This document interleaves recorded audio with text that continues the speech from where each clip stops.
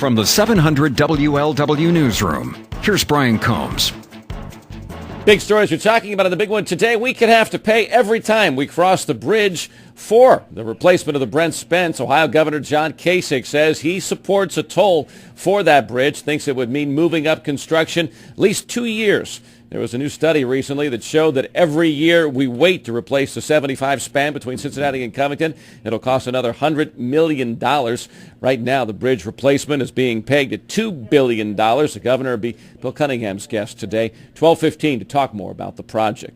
They tried to convince police that it was a drive-by shooting in the neighborhood, but police saw through the story. A stepdad and mom facing charges now over the shooting of a 7-year-old girl at a home on West North Bend Road last night. 7-year-old was apparently playing with a gun with a sister.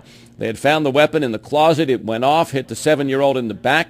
The stepdad apparently got the idea of taking the girl out into the street and telling police that it happened out there and somebody driving by was responsible, but officers say they could realize pretty quickly that wasn't the case. They've charged the mom, who has been identified as Tangi Jackson, as well as the stepdad, Ricky Singleton, with child endangering.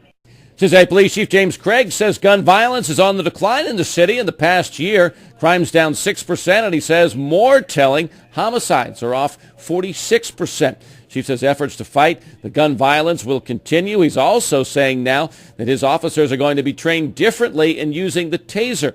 He is concerned about a recent report from the American Heart Association that says tasers can trigger heart attacks. So apparently the new rules for Cincinnati police officers will be when they use a taser to shoot people in the back.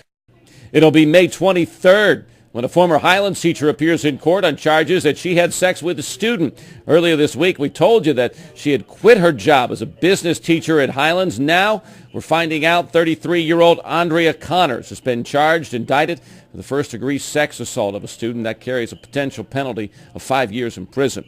He's just 19 years old. Tonight at Great American Ballpark, a lot of fans will be turning out to get a look at Bryce Harper. He's the young Washington national who's been dubbed the chosen one. Scouts say he is one of the few players in the history of baseball to show the same kind of talent as Ken Griffey Jr. or Mickey Mantle. Harper even wears the number 34 as a tribute to Mantle. That's because 3 and 4 add up to 7, Mantle's number. Reds and Nationals this weekend from GAPP. Great weather for the game. Airtime tonight, 6:10 with the Inside Pitch.